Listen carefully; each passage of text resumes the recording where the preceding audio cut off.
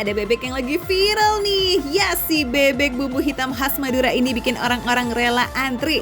Selain katanya Andelita, sambal mangganya itulah juga jadi incaran. Untung nih Hans Hosman datangnya pagian foodies, jadi nggak pakai antri, malah bisa langsung grebek dapurnya. Ulek. Ini lagi ngulek-ngulek sambal, aduh pedes banget. Ya namanya juga belum terbiasa. Mas, ini namanya apa? Sambal mangga. Sambal mangga. Ya. Oke, aku mau pesen satu rujak sambal. Bukan rujak mas, ini sambal. Rujak sambal, rujak mangga. Sambal mangga. Ini namanya sambal mangga. Iya. Wih, Ini mangganya. mangga muda bukan? Mangga muda. Aduh Hans, ini bukan lagi ngerujak, tapi ini sambal andalan dari warung Bebek Carok yang berlokasi di Kampung Kemang, Jakarta Selatan. Yakni sambal dengan campuran potongan mangga muda. Yummy. Ini kita ada bebek, bebek carok. Carok itu apa? Carok itu kayak berantem tapi pakai Wih. Telur. Foodies, telur ini buat apa mas? Buat motong si bebeknya. Oh, jadi buat motong bebeknya. Foodies, sambal mangganya yang viral, sambal bawang di warung Bebek Carok ini juga nggak kalah juara. Ini wajib banget kayaknya buat dicobain mah. Kalau yang ini? Yang itu sambal bawang. Sambal bawang. Kalau dari aromanya Foodies ini benar-benar udah Ini lebih menggiurkan. mantap kalau disiram pakai minyak mas. Kayak ini. Kita siram pakai minyak ini.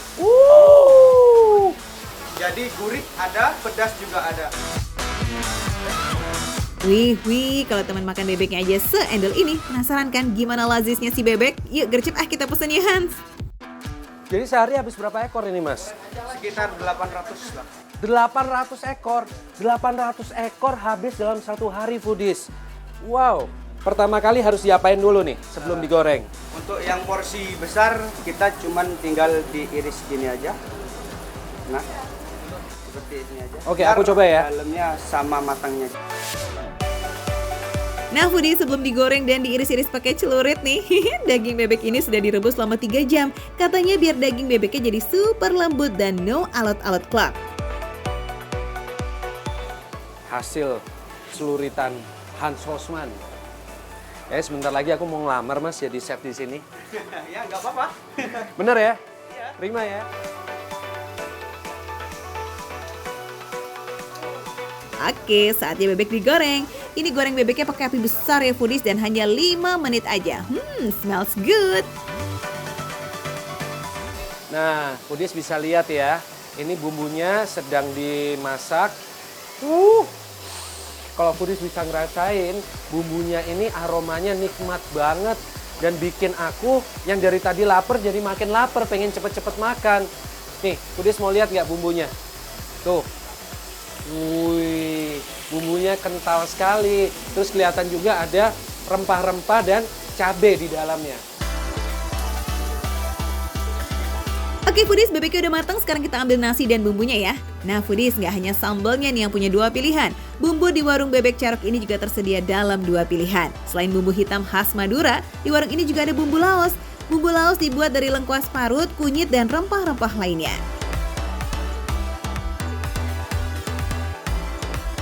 Yang ini kita kasih bumbu laos. Segini cukup bumbunya? Nah, Ini namanya serundeng ya Foodies. tuh, tinggal tambah sambal mangga sama sambal bawang aja.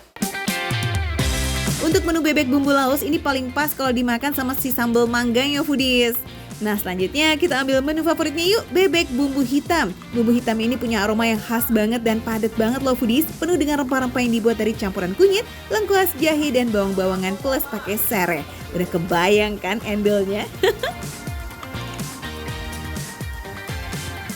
Kemudian kita tambahin pakai sambal bawang.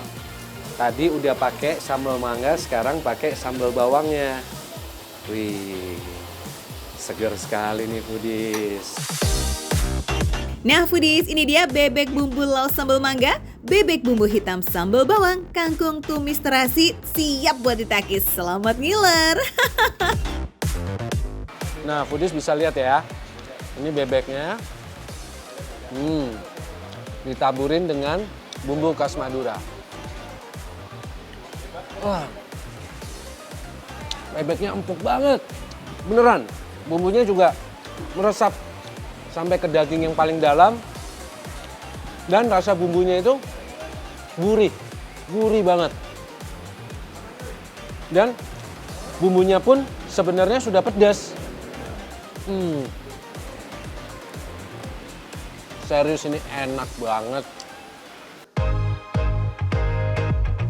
Asli foodies, belum pakai sambal aja udah pedes lagi nih. Nah kalau ditomprok pakai sambal bawang mah makin ini lazisnya.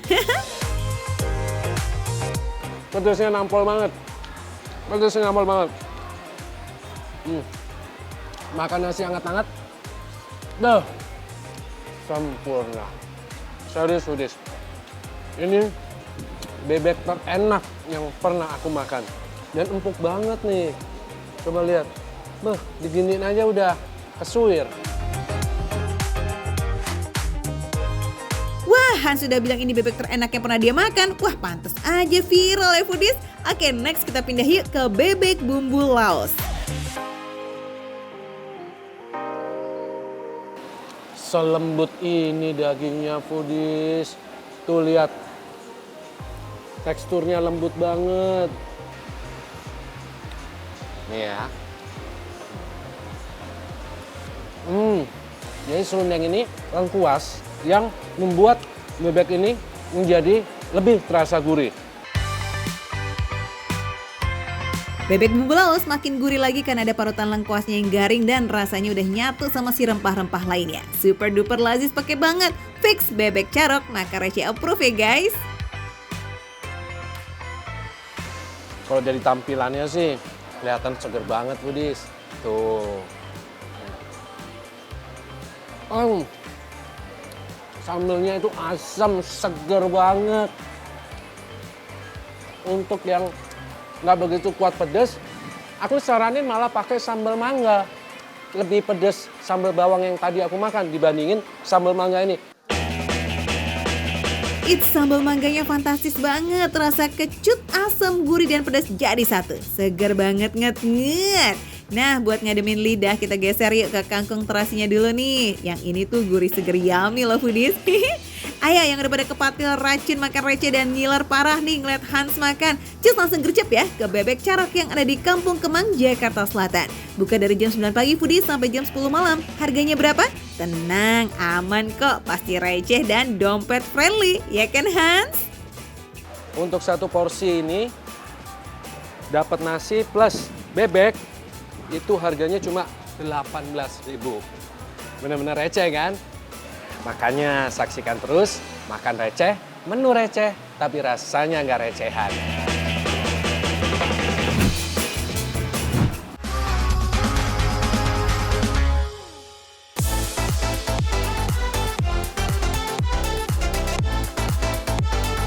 Foodies, pecinta bubur ayam, kuy merapat yuk, ada bubur ayam legend nih di daerah Mangga Besar, Jakarta Barat. Namanya Bubur Tangki 18 Aguan yang gak tanggung-tanggung nih pakai telur mentah plus ayam kampung muda loh foodies. Wadidaw.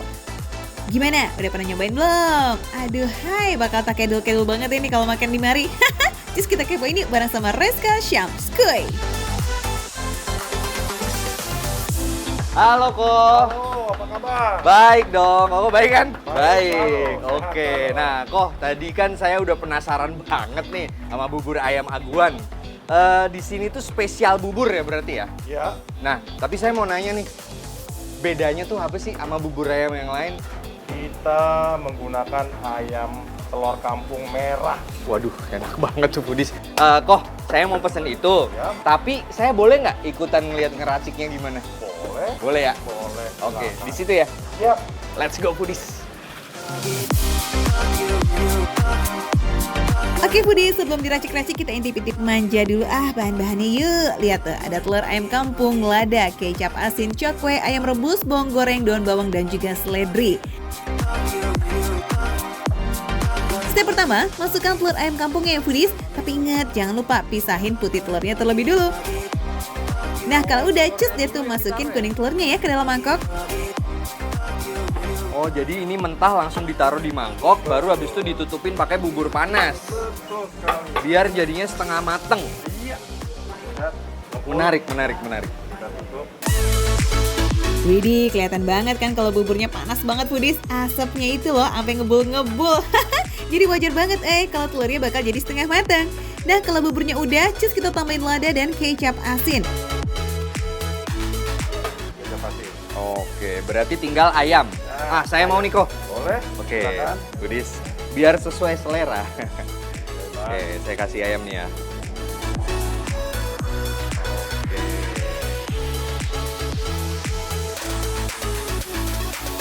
Segitu cukup ya?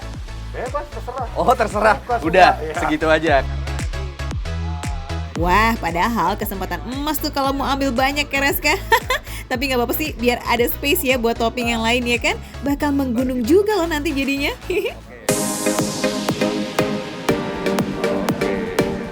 Ini saya udah bener belum nih, kok? Motong cakwenya kok? Udah bener ya? Nggak salah. Atau perlu di gitu? Enggak ya? Oh enggak. Oh iya bener. Oke, sepertinya cukup kok. Cukup. Habis itu dipisah aja kali ya? Boleh? Oke, dipisah aja. Anyway, cakwe ala bubur tangki 18A Aguan ini memiliki ukuran yang gede-gede banget loh foodies. Pokoknya mah kalau makan di sini cakwenya wajib ya, karena rasa manis dari cakwe ini akan menambah cita rasa enak banget pas collab sama kecap asin di dalam buburnya. Mantul! Suka bawang goreng? Suka banget. Suka. Kriuk-kriuk crispy Oh, gitu. Mantap, bawang goreng kita pilihan. Oke. Kita tinggal tabur aja di atasnya, taruh di sini. Oke. Kita pakai lobak manis. Lobak asin. manis. Oke. Ya, kita taburin di sini. Mm. Dan terakhir daun seledri. Daun seledri. Kita taruh di atasnya. Ya, selesai. Siap dihidangkan. Saya udah ngiler nih Budis, pengen cepet-cepet makan bubur ayam Aguan ini. Foodies, by the way, selain topping cakwe, ada juga nih side dish alias makanan pendampingnya loh, yakni telur asin, sate telur puyuh, ayam rebus, kerupuk, dan tahu kecapnya. Oke, Foodies, ini adalah dua menu utamanya nih, bubur ayam Aguan sama toppingnya. Siap. Ini saya bawa ke meja dulu ya. Silakan. Saya tunggu di meja. Hati-hati, Kita Pak. langsung ke meja Foodies. Let's go. Ngomong-ngomong soal bubur ayam tangki 18 Aguan ini nih foodies, ini tuh udah dari tahun 82 loh, alias udah 40 tahun. Pertama kali jualan lokasinya ada di daerah Tangki, Jakarta Barat. Makanya nama buburnya ini melekat menjadi bubur ayam tangki 18 Aguan foodies. Meskipun lokasinya udah pindah, tapi tetap nggak pernah sepi pembeli loh, karena banyak banget para pelanggan yang bernostalgia makan di mari. Jadi ini adalah saat-saat penentuan. Kita mau coba aduk nih Foodies. Buat tim nggak diaduk, sabar dulu ya. Kalian harus ngaduk nih. Ini harus banget nih, bubur ayam Aguan harus diaduk. Kita coba aduk ya. Tuh. Ayam telur ayam kampung merah Foodies. Tuh. Enak banget ini. Oke ya. Udah ya, gitu dulu ya. Sekarang mari makan.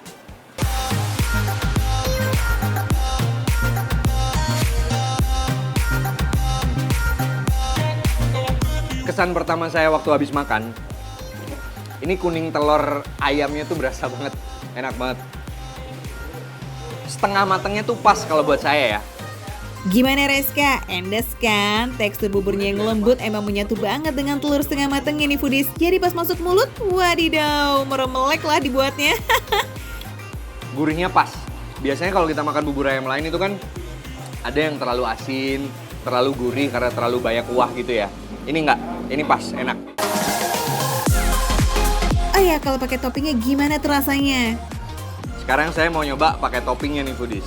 Cakwe, lobak, bawang goreng sama daun seledri, oke? Widih, semuanya pas foodies. Wajar sih resepnya Pak Aguan ini udah terbukti endul karena dari dulu sampai sekarang resepnya nggak pernah berubah. Makanya always rame nih kayak begini. Kalau tadi udah enak ya, polos nggak pakai apa-apa, bubur, ayam, sama telurnya doang. Nambah ini jadi jauh lebih enak lagi foodies. Bawang gorengnya tuh bikin tambah crispy gitu. Terus cakwenya juga bikin tambah ada rasa lain gitu yang dipaduin sama bubur ayam Aguan ini. Wah, enak. Wah, perpaduan yang nyata lazisnya. Ya kan Reska? Kombinasi rasa asin gurih dari telur dan buburnya tambah aduhai lagi nih foodies pas kena si topping ayam kampung plus pakai bawang goreng yang makin menggugah selera. Oh ya, satu lagi nih foodies, telur ayam kampung ini juga mengandung omega 3 loh, serta vitamin D yang sangat tinggi.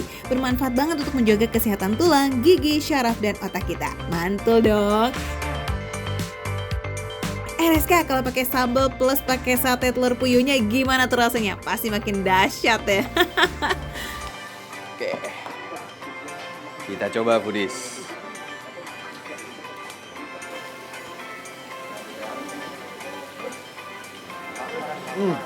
Ternyata nggak sepedes itu. Pas sih. Atau mungkin saya kurang banyak juga sih ngambil sambalnya. Cuma yang jelas, ini bubur ayam tuh enak banget. Aroma-aroma daun seledrinya sama bawang gorengnya tuh, ketara banget. Cakwenya juga kalau dimakan satuan gini, gurih, enak.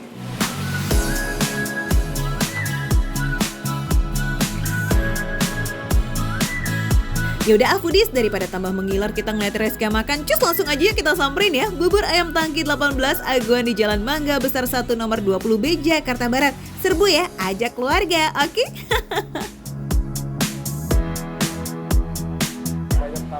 Mas, saya pesen 5 lagi ya. Pesen 5 lagi buat dibawa pulang, orang rumah harus tahu nih. Oke, saya mau lanjut makan dulu ya foodies ya. Makan receh, menu receh tapi rasanya nggak recehan.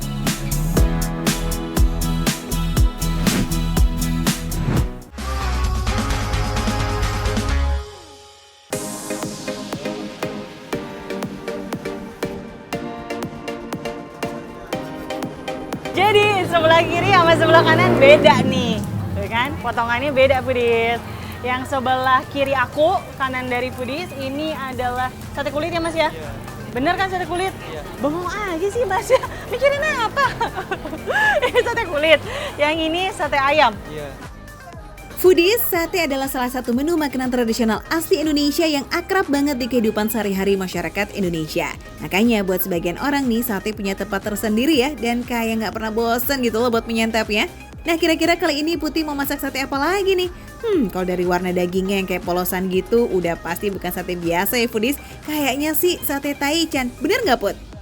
Sajian sate di Indonesia emang beragam banget sih foodies. Beda daerah bisa beda lagi ya jenis satenya. Nah kalau sate taichan ini termasuk sate yang usianya paling muda dibandingkan jenis sate lainnya. Soalnya baru populer di tahun 2010-an. Nah berbeda nih foodies dengan sate lainnya yang kaya akan bumbu dan juga rempah. Sate taichan justru minim bumbu. Yaps, bumbunya itu tuh yang jadi ciri khasnya foodies, super sederhana. Cukup dimarinasi pakai minyak goreng atau mentega, garam, dan air jeruk nipis. Jadilah warnanya pun kelihatan pucat, soalnya nggak pakai tambahan kecap foodies. Astagfirullahaladzim, bener gosok. Ini gosok, ini nggak apa-apa. Nggak apa-apa, nggak apa-apa tapi hati sedih. Mas, kenapa Mas? Cerita aja deh Mas, lagi banyak pikiran. Apa gimana? Put, si Masnya sampai sawan gitu lihat Putih asal bakar-bakar sate aja. Jadi syok tuh, nggak bisa berkata-kata tahu. Nah foodies, kalau sate Madura biasanya kan dibakar 2 kali terus olesin bumbu. Sate taichan juga sama nih, bedanya sate taichan gak diolesin bumbu saat bakaran kedua. Proses bakarannya juga gak pakai lama, soalnya udah setengah matang. Cukup dibakar 5 menit aja sampai warnanya berubah kecoklatan. Yang agak kuning udah mateng. Nah yang ini tandanya gimana nih? Kalau Ini harus digoreng Kak. ini harus digoreng. Iya. Ini- Makanya terlalu semangat. Lah, jadi salah, terlalu semangat terus. Kenapa kau bilang dari tadi kalau ini bukan dibakar tapi digoreng? Ya udah deh, ini deh, tolong deh. Ya, digoreng aja ya. Aku lanjut bakar ya Mas ya. Nah kan, bener tuh si Masnya dari tadi udah keringet dingin. Soalnya Putih salah treatment kulit ayamnya kan. Makanya Put tanya dulu atau sama ahlinya.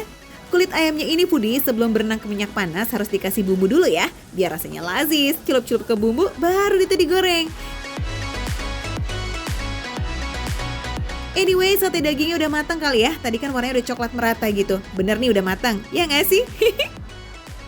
Jadi, bener-bener nggak pakai bumbu apapun udah berasa gurihnya. Udah berasa banget sih, enaknya gitu loh. Nggak cuman ya potongan daging doang, tapi ada rasanya, gurihnya. Sip, kalau udah matang tinggal plating, kasih sambal dan penyedap rasa jamur. Biar kenyang kita tambahin lontong kali ya. Yuk kita move on yuk foodies. Di sini juga ada dessert lokal nih yang rasanya lumer-lumer mantap. Apa itu? Intip dapurnya langsung, skuy. Pisang goreng. Kok nggak ada pisangnya Mas? Iya, ini adonan, Kak. Adonan ini bukan adonan pisang. Ini hampir mirip kayak adonan pisang loh tuh. Adonan pancong ini, Kak. Adonan pancong. Ya, langsung dibuka kartunya deh kalau kita mau bikin pancong. Terus ini gimana pancongnya nih, Mas? Oh ya, pancong yang Putih buat ini adalah pancong lumer ya foodies. Jadi bahannya pakai tepung terigu, gula pasir, telur, dan margarin. Beda lagi sama kue pancong kelapa ya foodies.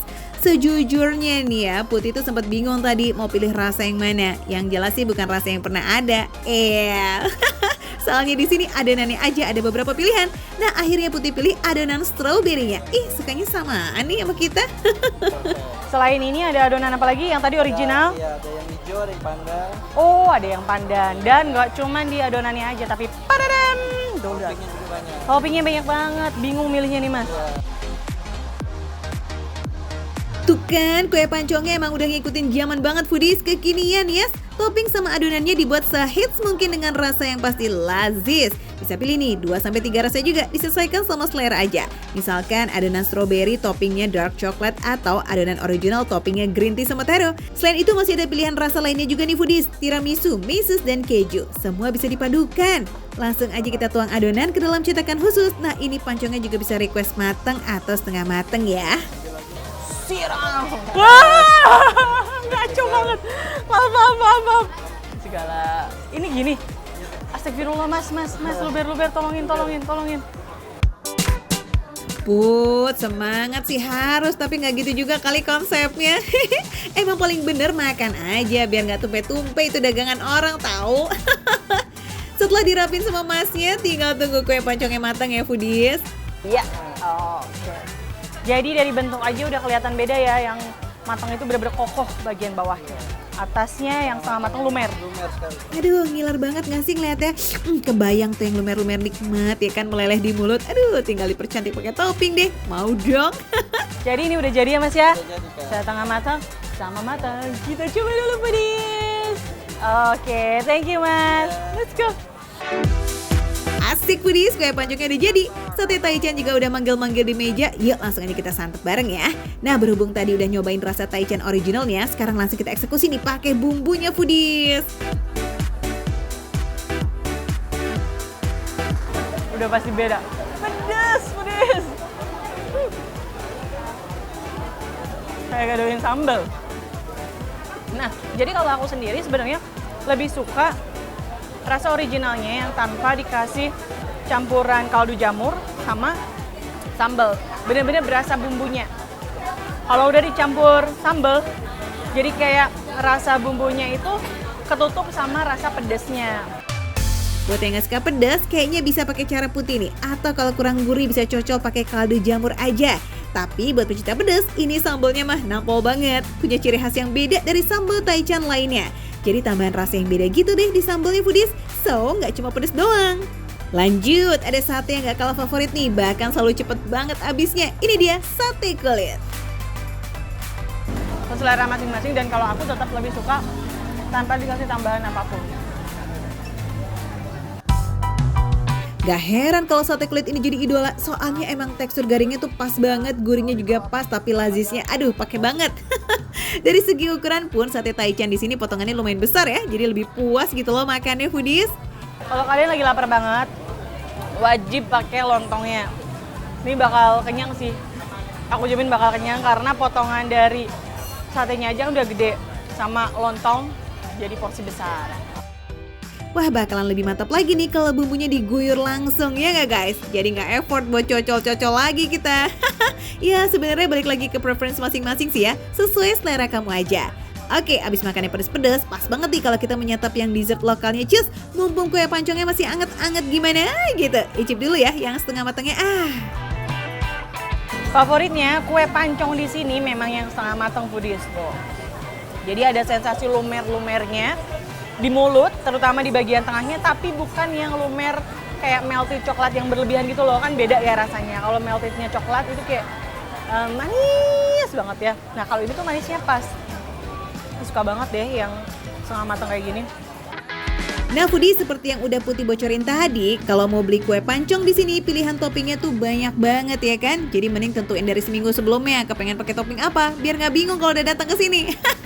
Gimana Put? Nggak gitu kali ya konsepnya? Ih, kamu ada aja deh. Begitu masuk ke mulut, kayak teksturnya ringan banget karena dia kan udah mateng, nggak ada yang basahnya sama sekali, jadi kayak ngambang gitu loh. Tapi tetap ada, itu padat.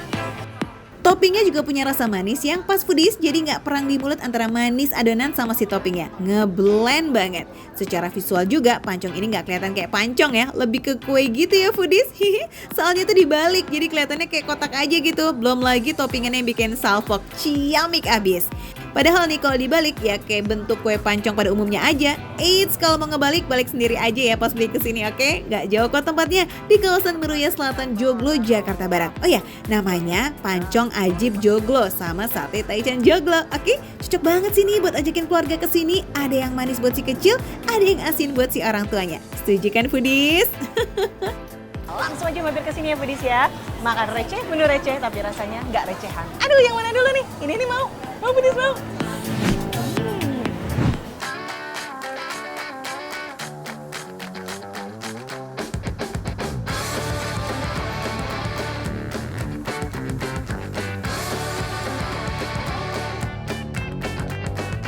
Kenapa namanya soto kudus? Apa karena dia suci atau bagaimana, Pak? Soto Kudus itu soto yang dari kota Kudus, Jawa Tengah.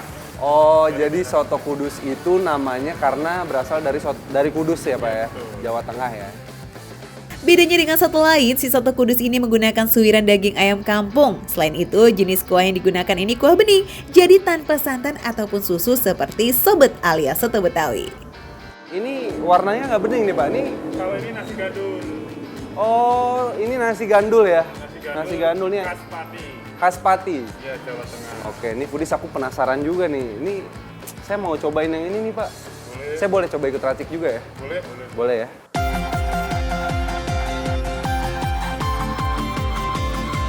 Bisa dibilang nasi gandul ini salah satu kuliner jadul yang mulai langka nih di Jakarta. Keberadaannya udah dikenal sejak tahun 55 yang dikenalkan oleh seorang warga desa Gajah Mati di Pati, Jawa Tengah. Nah, yang bikin warnanya coklat pekat begini nih karena menggunakan sedikit kluwek dan kecap khusus khas Pati. Salah satu yang bikin nasi gandul Mbah Di punya rasa yang otentik yakni menggunakan 18 rempah khas Nusantara. Nasi gandul disajikan dengan potongan daging sengkel yang diiris tipis serta telur pindang. Oh ya, nggak lupa nih piring sajinya itu dialaskan pakai daun pisang foodies. Makan di sini jadi berasa lagi ada di kota Pati ya nggak sih? Oh, ternyata sambelnya tuh khusus foodies. Dia juga pakai sambelnya tuh sambel hijau. Sambalnya pun beda foodies, menggunakan sambal hijau. Pastinya menambah cita rasa kelezatan nasi gandulnya. Nah, foodies, sekarang nih udah di atas meja aku nasi gandulnya. Aku penasaran banget, langsung mau cobain aja. Gimana rasanya?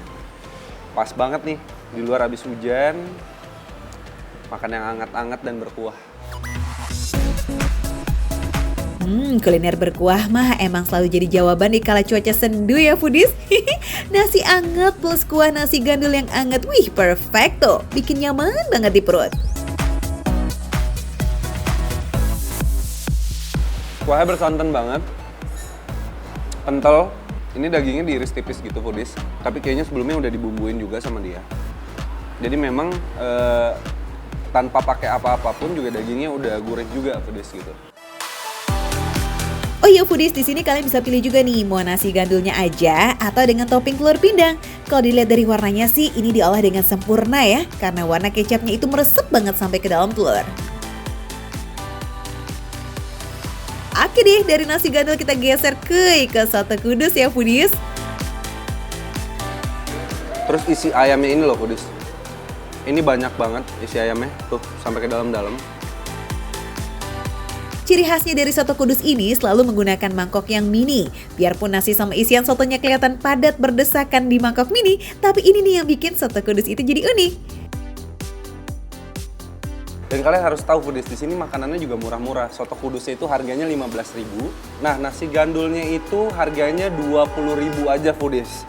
Untuk menu seenak ini sih 20.000 worth it banget sih untuk kalian.